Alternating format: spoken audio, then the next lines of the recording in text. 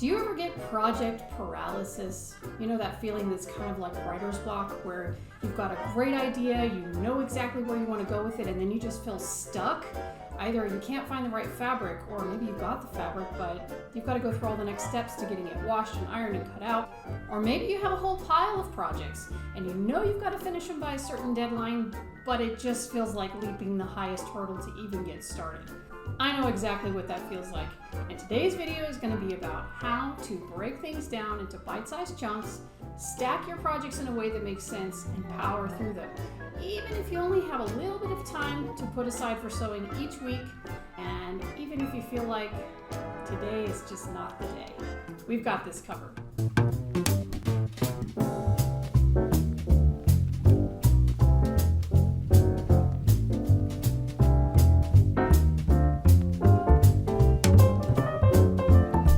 It's safe to say that we've all got one of these in our house. That random drawer in the kitchen that catches everything from screws to tape to glue to bits of string too short to save. Well, sometimes it feels like my sewing stash is kind of like this drawer, and I just dump things in while I'm working and I don't really think about where they need to go. In all the projects I did last year, I just kind of threw the leftovers into this cupboard without really taking a time to organize it. And when I started new projects, even though I neatly organized and stacked them, they've ended up in a heap. So this is where stacking projects actually starts for me, with a bit of cleanup and clean out. Figure out what the heck are some of these things in here for? Why did I put them in here? Except for the mending pile that's been sorely neglected. I know why that's in here, because it's hiding so I don't have to look at it. But there's a lot of old stuff in here. This is a 1950s wool suit that I made for a model. This is a 1950s Dior dress I haven't made yet. This is my hubby's new waistcoat that he's gonna need. This is muslin for making toiles. And I haven't even shown you into the drawers.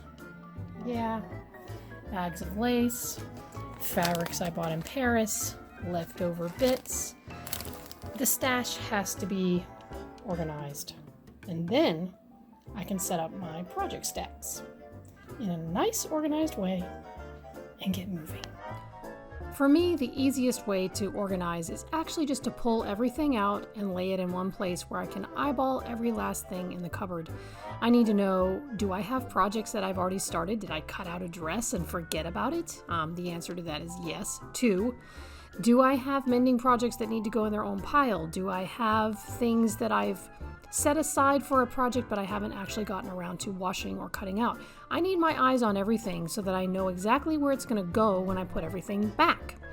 So the first step of organizing is really a bit of disorganized chaos that looks a bit like what you saw sprawled out on my bed.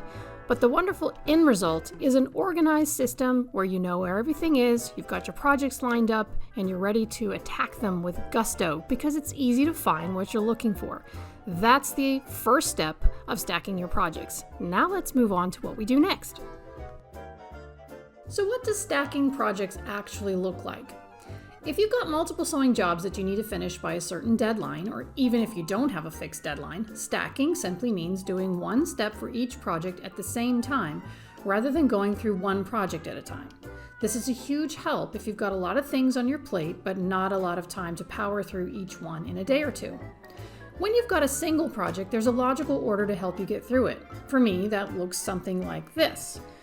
1. Purchase materials and trims. 2. Launder, pre-shrink, and iron all washable materials. 3. Read through the pattern or draft the pattern. 4. Cut out the bodice and sleeves in muslin to make a toile for fitting. 5. Stitch up the toile and do the fitting to iron out any issues with the pattern. 6. Cut out the garment in my fashion fabric. 7. Sew the garment together. 8. Do all the trimming and finishing. That's a lot of steps for one project. So if you have multiple projects, it starts to look really daunting. And often you end up with piles of UFOs, unfinished objects, in your sewing stash. Am I right? Here's where stacking projects comes in. So between mid-November last year and the first weekend in February this year, I had a lot of projects on my plate. I was going to the Jane Austen Winter Ball in Louisville, Kentucky the first weekend of December, and then I was going to be going to the Jane Austen Festival in Mount Dora, Florida, the first weekend in February. And somewhere in there was a trip to New York, and I wanted to make myself a retro 1950s swing coat to go over my very full skirted dresses. So I had to plot myself out a way to make it through that huge stack of patterns while basically only working on weekends.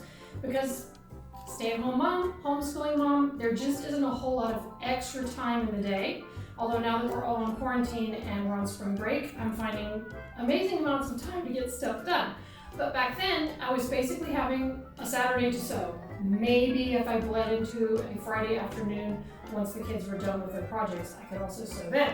What I had to do was figure out what part of the project I could break down into 2 to 3 hours of sewing on a Saturday, or even just a 1 hour block in the evening when I could sit down and stitch by hand. So I knew I needed a new ball gown. Okay, need is a relative term. I know I didn't need a new ball gown, but I've been wearing the same one for about 6 years. So I decided it was time to make a new one for this new event. And I already had the material that I found on eBay. Ditto for the coat, I went ahead and bought that material, and I had a beautiful block print to make this day gown, also to wear in December, and then wear again to future events, including the one in Mount Dora. So I plotted my way out thinking, this is the easiest dress to make. It's a drawstring, there's not a whole lot of fancy stuff to it. There is a fancy bit of puffed trim around the hem, but I knew I could leave that for the last minute. If I had time, I could do it, and magically I did have enough time to do it. So what I did is I went ahead and cut everything out in one day. I cut out my coat, I cut out this dress, I cut out the ball gown. In fact, I even did a live stream of how I cut out the sari material to make the ball gown. And then I plotted out my next weekend for sewing to make basically this dress in a day. Because these are quick. This takes me, after something's cut out, this takes me about 2 hours to make. With trimming and finishing, it's 3. But I knew if I could power through in those 2 hours, I'd be able to have this dress pretty much done and ready to set aside. And then I moved on to the ball gown, and I literally only did the bodice and sleeves one day, tried that on, made sure the fit was right. Even though I'd already done a toile, I wanted to make sure that the way the sari fitted was correct, and that all the pattern matching and everything was there. And then I had another weekend where I did the finishing work, and I actually didn't quite get the ball gown finished. I didn't put on the lace ruff, the trim. That I'm gonna plan to do for before the next fall, next July. The way to make a huge project stack shrink is to do a whole lot of steps in one go with your fabrics, like the washing and laundry. Do them all one day. Then do ironing one afternoon when you have, a half hour, an hour to stand there and just mindlessly iron fabric while you're listening to a child read or, watching somebody's live stream. And then, when you have your next block of time, your next set-aside time to sew, plan out what you're going to do. A bodice and sleeves, a skirt, a ruffle, whatever it is, that will be done and you can tick the box and it's finished and you can set it aside. You just have to let go of the idea of, I'm Superwoman and I can get this entire thing done in a day. I had to learn to let go of that after child number 3. Are all these kids yours, mister? Or is this a picnic? They're all mine, and believe me, it's no picnic. Then my trip to New York got bumped from January to February, and I basically blocked out making my coat into the cutting day, the whipping together the coat day, which meant a lot of hand sewing to put in the interfacing and do all the pad stitching, which I did in the evening, and then I went away for my Mount Dora trip. When I came back from that trip, I had 3 days to finish my coat, but all that was left was putting together the lining, and attaching it, and hemming it, which I was able to do literally 12 hours before jumping on my flight, but it got done. I didn't feel overwhelmed because I had plotted out from the middle of November through to that first weekend in February and in the middle of February for my New York trip. And even if I only had a 1 hour time block to sew, I knew I could really focus on what I needed to do in that 1 hour block and get it done. And then set it aside and be happy for that special section of the project being finished. I think a lot of our anxiety about getting things done on a time frame is because we whip ourselves up into a frenzy of, I'm going to power through this and I'm going to get it all done. We don't need to do that. I mean, who's standing over you telling you you have to do it? I think a lot of it comes from, frankly, sharing on YouTube and social media, sorry.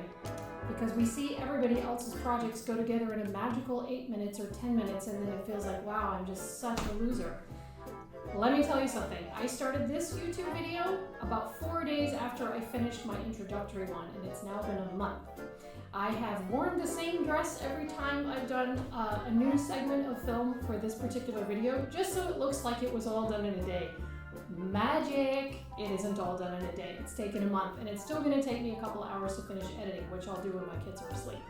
So don't beat yourself up. If you can do things in small blocks of time, you're going to accomplish so much. And you won't feel the stress. You're actually going to feel like, I did a good amount of work today. Now I can rest until the next time I've got a block.